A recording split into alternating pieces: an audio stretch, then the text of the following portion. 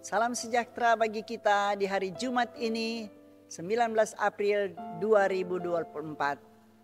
Saudaraku, sebelum kita beraktivitas di hari ini, mari kita berdoa dan kita akan mendengarkan firman Tuhan. Mari berdoa. Tak putus-putusnya Tuhan kami datang menghadap-Mu, karena tak putus-putusnya kasih setiamu dalam kehidupan kami. Itu nyata di pagi hari ini. Kami boleh ada dan saat ini kami akan membaca firman-Mu. Firman ini yang akan menjadi pedoman suluh dalam kehidupan kami sepanjang hari ini. Hikmat-Mu yang kami harapkan untuk boleh memberi penguatan bagi kami sekalian. Dalam nama Tuhan Yesus kami berdoa. Amin. Saudara-saudara, di hari Jumat ini ada 1 Korintus 15 ayat 10 yang akan kita renungkan bersama-sama. Demikian firman Tuhan. Tetapi karena kasih karunia Allah, aku adalah sebagaimana aku ada sekarang. Dan kasih karunia yang dianugerahkannya kepadaku tidak sia-sia.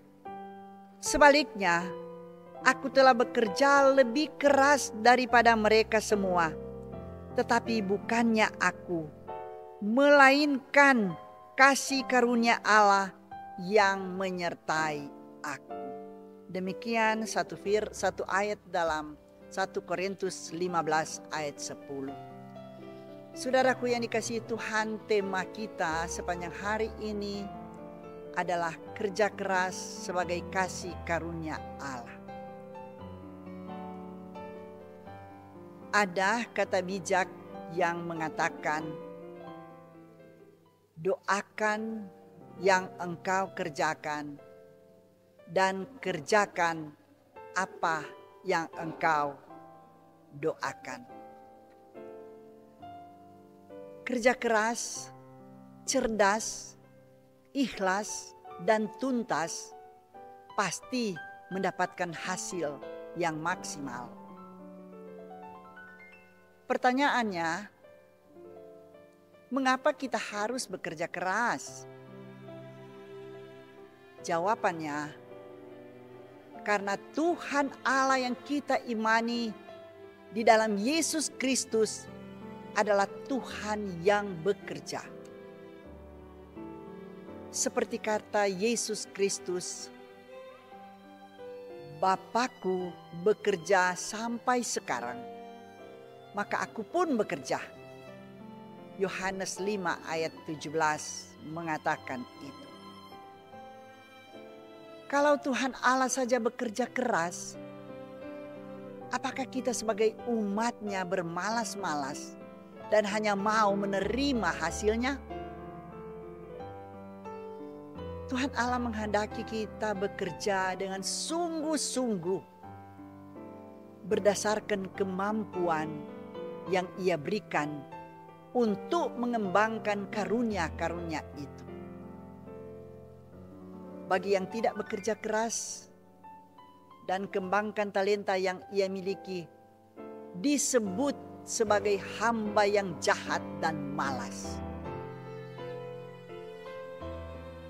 Bapak, Ibu, Saudaraku, Rasul Paulus hendak mengingatkan jemaat di Korintus bahwa hanya oleh kasih karunia Yesus Kristus, maka dia dan sebagaimana ia ada boleh memberitakan Injil, karena Yesus Kristus yang mati namun bangkit telah menganugerahkan keselamatan bagi semua orang, termasuk kepadanya, sehingga hidupnya tidak sia-sia. Itulah yang mendasari kehidupan. Ia bekerja keras, bahkan melebihi semua rasul yang lain, dan itu dicatat dalam bagian Alkitab ini.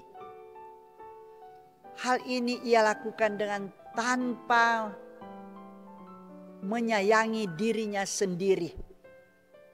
Sebab setiap hari ia berhadapan dengan maut 1 Korintus 15 ayat 31 mencatat itu. Dan hal itu tidak menyurutkan semangatnya memberitakan Injil. Seperti yang ia katakan, bagiku hidup adalah Kristus dan mati adalah keuntungan. Tetapi jika aku harus hidup di dalam dunia ini, itu berarti bagiku bekerja memberi buah. Filipi 1 ayat 22 sampai 21 mengatakan itu. Pekerja yang ia lakukan dengan bekerja keras bukan karena kemampuannya, tetapi kasih karunia Tuhan Allah yang aku tidak memberitakan Injil menyertai dia. Karena itu Paulus berkata, celakalah aku jika aku tidak memberitakan Injil. 1 Korintus 9 ayat 16 mengungkapkan itu. Saudaraku yang dikasihi Tuhan, sekarang ini banyak orang Kristen tidak menghargai waktu dengan baik. Lebih banyak waktu hidup mereka di medsos seperti Facebook, WA, Twitter, game online. Sehingga waktu bekerja jadi tersita. Era bonus demografi, artinya usia pencari kerja lebih banyak daripada usia yang tidak lagi bekerja. Pada satu sisi, hal ini tentu memberi peluang untuk memperoleh pendapatan, memenuhi kebutuhan keluarga. Namun, di sisi lain, jika tidak memiliki etos kerja dan skill yang baik, justru akan merugikan dirinya sendiri karena tidak punya kemampuan untuk bersaing.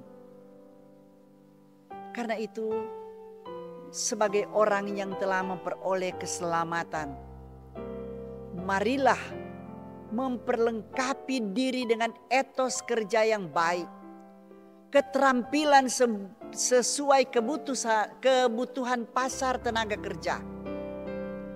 Bekerja keras karena Tuhan Allah di dalam Yesus Kristus yang kita imani, bekerja juga dari dulu, sekarang, dan sampai selama-lamanya. Marilah saudara, hari ini kita bekerja. Pasti Tuhan akan menolong kita. Amin. Mari berdoa. Terpujilah namamu Tuhan, ketika kami merasakan ada sukacita tersendiri karena ada lawatan firman Tuhan. Tolong kami semua Tuhan untuk berjalan di jalan yang benar di hari ini. Dalam nama Tuhan Yesus, firman kehidupan kami berdoa kepadamu. Amin.